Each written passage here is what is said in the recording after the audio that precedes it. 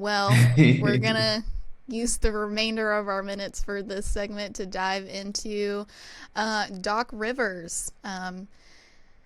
NBA veteran Doc Rivers has accepted an offer from the Milwaukee Bucks to be the team's next coach. If you haven't been watching the show, on Tuesday we discussed that Adrian Griffin was fired as the head coach for the Bucks, and now yesterday Doc Rivers will be taking over that position. So, All right.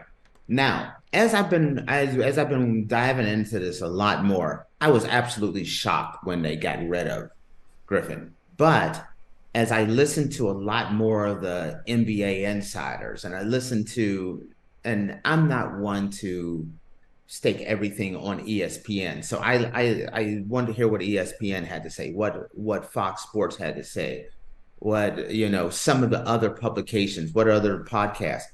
And it was insider after insider after insider was not surprised that Griffin was let go. It sounded like that a lot of times you say, has a coach lost the locker room? It seems like Griffin never had the locker room, that a lot of the players were not happy with Griffin, not happy with his style of coaching, uh, the culture. There was a lot going on there behind the scene, and it was more than just wins or losses. Because if you look at it and you say second best record in the NBA, 3 games from having the best record in the NBA, and a team is getting rid of him, there's more to it. And I said that to you yesterday, Faith. mm-hmm. Well, it's starting to come out. There is a lot more to it.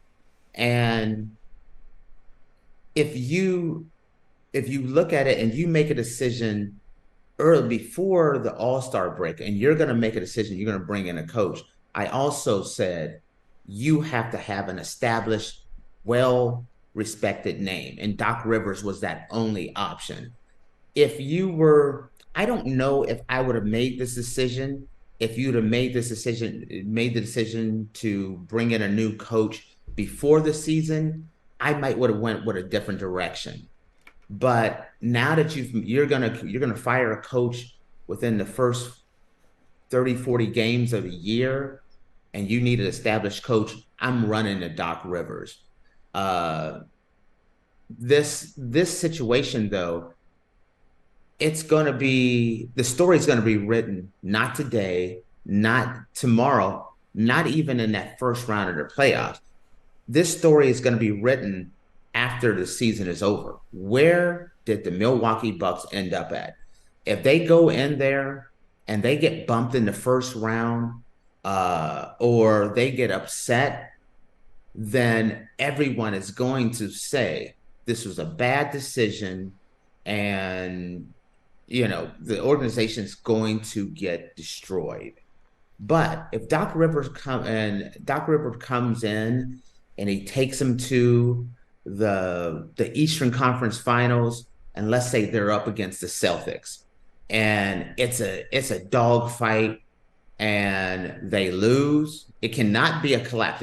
One thing that it cannot be is Doc Rivers has had numerous collapse where they're up 3 games to one, 3 games to none, and then they lose. Death sentence for the Bucks.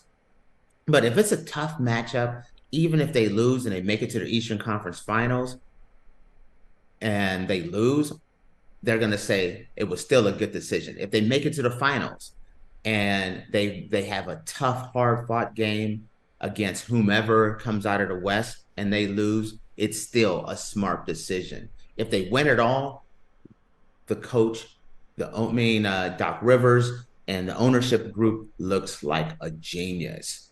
But this story is all as a to be continued. Is it a good decision? Bad decision? It truly does. It's going to be hindsight. How things turn out at the end of the year. Because they could go on a run all year and have the best record in the NBA and get knocked out in the first round of the playoffs, and it's worthless. What do you think? Well, Rivers used to coach for the Philadelphia 76ers. That's Um, right.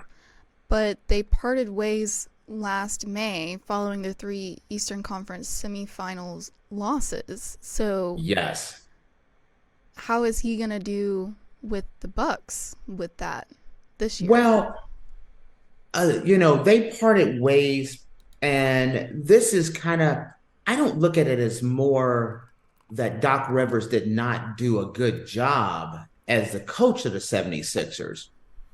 I felt like it was a decision more to do with James Harden, in my opinion. I'm not an insider, so I don't have any inside information, just from things that I've read, things that I've seen. It did not seem like James Harden and Doc Rivers really were ever on the same page. And it came down to, hey, we really want to keep James Harden and pair him up with Joel Embiid. And so the decision, I think, was made to try to go all in to sign and keep James Harden and part ways with with Doc Rivers. It still backfired because uh, you know what happened. James Harden comes out and says he's not going to play for the 76ers or Morey, and now he's with the Los Angeles Clippers. And matter of fact, the Clippers are doing amazing. So it was a good decision for James Harden. And I think the 76ers are doing well without Harden, but I don't think he should have been pushed out because of it. And so I don't really look at it as departure from the 76ers as a black eye. Well, I guess we're going to have to wait till the end of the season to see if it was a good decision or not to um, bring in Doc Yeah, Rivers. way too early. But it does make the NBA season interesting. What happens with, because these three teams are all connected. How does the 76ers do without Doc Rivers and James Harden? How how does what happens to the Milwaukee Bucks now that they have Doc Rivers? Are the Clippers the team to beat in the West now that James Harden left the 76ers and have gone to the Clippers? It's kind of like this little triangle that's going to be really interesting to see what happens this season. Yeah. Well, guys, we're going to take a quick break, and then when we come back, we're going to be discussing the Detroit Lions and then San Francisco 49ers. Looking forward to it.